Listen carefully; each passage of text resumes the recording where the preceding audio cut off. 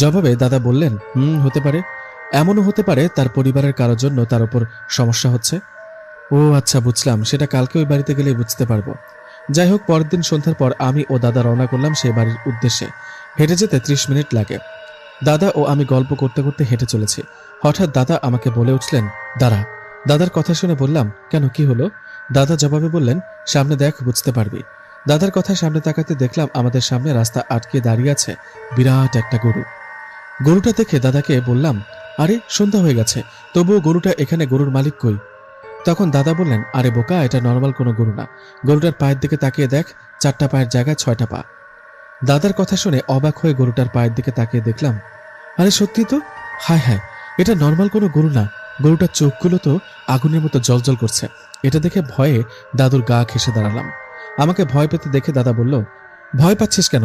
তুই না কবিরাজ, এই শিখলি কবিরাজি? দাদার কথা শুনে বললাম, কবিরাজি তো শিখলাম, কিন্তু এখন কি করব? সামনে রাস্তা আটকে দাঁড়িয়ে আছে 6 পাওয়ালা গরু। এরকম পরিস্থিতিতে কখনো পড়িনি। আমার কথা শুনে দাদা এক মুঠো মাটি হাতে দিয়ে বিড়বিড় করে দোয়া পড়ে সেই মাটি গরুটার দিকে ছুঁড়ে মারলেন। ঠিক তখনই মুহূর্তের মধ্যেই গরুটা উধাও হয়ে গেল। তখন দাদা বললেন, চল এখন। এই বলে দাদা ও আমি চলতে লাগলাম। রাস্তায় চলতে চলতে দাদাকে জিজ্ঞেস করলাম, আচ্ছা, গরুটা কি জিন? জবাবে দাদা বললেন, এটা জিন। গরুর রূপ নিয়ে আমাদের ভয় দেখাতে আসছে। আমরা যার বাড়িতে যাচ্ছি হয়তো সেই জিনটা চায় না আমরা সেই বাড়িতে যাই। ও আচ্ছা, এবার বুঝলাম। দাদা দেখো, আমার মনে হয় চলে আসছি। ওই যে লোকটা লাইট হাতে দাঁড়িয়ে আছে। আমার কথায় দাদা বললেন, ঠিকই বলেছিস, আমরা চলে আসছি। আমাদের দেখে লোকটা বলে উঠল, আপনারা আসছেন, চলুন ভিতরে চলুন। লোকটার কথায় ওনার বাড়ির দিকে ভেতরে প্রবেশ করলাম। ওনার বাড়িতে ঢোকার পর একটা জিনিস খেয়াল করলাম, আবহাওয়াটা বেশ গরম। পাশের রুম থেকে একটা বাচ্চা কেঁদেই চলেছে। তখন লোকটা দাদাকে উদ্দেশ্য করে বলে উঠলেন, ওই যে শুনছেন, ওটা আমার বাচ্চা। ওর মায়ের বুকের দুধ খাচ্ছে না, শুধু কেঁদে চলেছে। এভাবে কাঁদতে থাকলে আমার বাচ্চাটা বাঁচবে না। তখন দাদা বললেন, এক কাজ করুন, আপনার বাচ্চাটাকে নিয়ে আসুন, আমি একটু দেখব। দাদার কথায় লোকটা তার বউ সহ তার 6 মাসের ছেলেটাকে নিয়ে আসলেন। ছোট বাচ্চা। বাচ্চাটাকে দেখে অবাক হলাম, শরীরটা কেমন ফ্যাকাশে হয়ে গেছে। বাচ্চাটার এই অবস্থা দেখে দাদা বাচ্চাটাকে দোয়া কালাম পড়ে ফুঁ দিলেন। কিছুক্ষণ পর বাচ্চাটার কান্না থেমে গেল। তখন দাদা বাচ্চাটাকে তার মায়ের কোলে দিয়ে বললেন, আপনি ওই রুমে গিয়ে ওকে বুকের দুধ খাওয়ান, আর কিছুক্ষণ পর ওকে আবার আমার কাছে নিয়ে আসেন। এতক্ষণে আমি আপনাদের বাড়িটা ঘুরে দেখি। দাদার কথায় মহিলাটা তার ছেলেটাকে নিয়ে ওই রুমে চলে গেলেন। আমি ও দাদা কথা মতো তাদের বাড়িটা ঘুরে দেখছি। হঠাৎ আমার চোখ গেল তাদের বাড়ির পাশে বড় একটা আম গাছের দিকে। গাছটার দিকে তাকাতে চমকে উঠলাম, কারণ গাছের ডালে বসে আছে ভয়ানক একটা অবয়ব। খুবই রাগ নিয়ে এক দৃষ্টিতে আমার দিকে তাকিয়ে আছে। এটা দেখে দাদাকে বললাম, দাদা, গাছের দিকে তাকাও একবার। আমার কথা দাদা আম গাছের দিকে তাকিয়ে মুচকে একটা হাসি দিয়ে আমাকে বললেন, কাজ হয়েছে, তুই এখন জিনদের দেখতে পাস, যেটা অন্য কেউ দেখতে পায় না। তুই তো ভালো কবিরাজ হয়ে গেলি দেখি। দাদার কথা বললাম, দাদা ভয় লাগছে, দেখো জিনটা কেমন রেগে আমাদের দিকে তাকিয়ে আছে।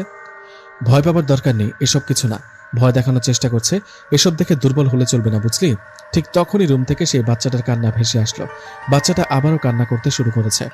বাচ্চাটার কান্না শুনে রুমে গেলাম। রুমে গিয়ে দাদা বললেন, বাচ্চাটাকে সামনে নিয়ে আসুন। দাদার কথায় বাচ্চার মা বাচ্চাটাকে সামনে নিয়ে আসলেন। দাদা বাচ্চাটার দিকে তাকিয়ে বললেন, ওকে বিছানায় শুয়ে দিন, আর আমাকে এক গ্লাস পানি দিন। দাদার কথা মতো তাই করা হলো।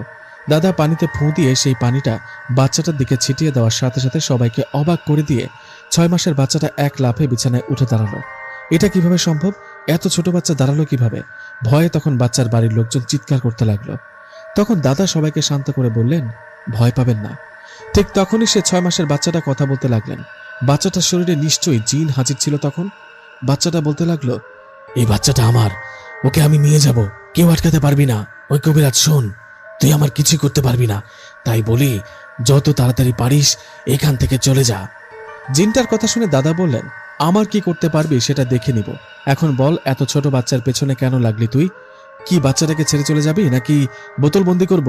এই বলে দাদা বাচ্চাটার দিকে এগিয়ে যেতে লাগলেন। ঠিক তখনই বাচ্চাটা বিছানায় পড়ে গিয়ে কাঁদতে লাগলো।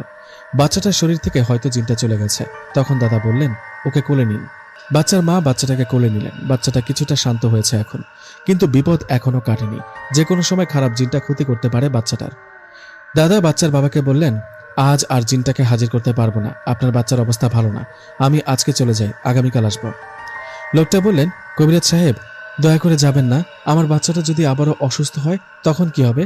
তখন দাদা বললেন, চিন্তা করবেন না, আমি এই ঘরটা বন্ধ করে দিয়ে যাব, আপনার বাচ্চার শরীরটাও বন্ধ করে দিয়ে যাব, এতে আজকে রাতে কোনো সমস্যা হবে না।